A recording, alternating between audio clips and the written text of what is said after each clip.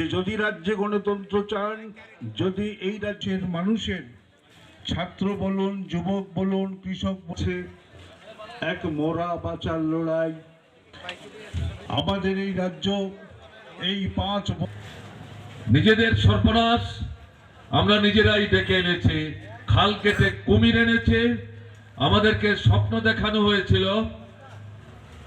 যে হাঁসের পেটে বিজেপিকে ভোট দিলে পর, আইপিএফটি কে ভোট দিলে পর 100 সোনার ডিম পাওয়া যাবে। ভোটের পর হাঁসের পেট কেটে 100 সোনার ডিম তো দূরের কথা, একটা ডিমও আমার প্রায় নেই।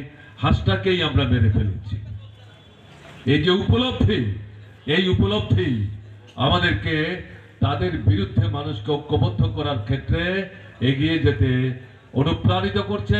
এবং যে ভুল আমরা করেছি, আপনাদের প্রতি আমরা অনাস্থা দেখিয়েছিলাম, সেই ভুলের প্রায়শ্চিত্ত আমরা করতে চাইছি।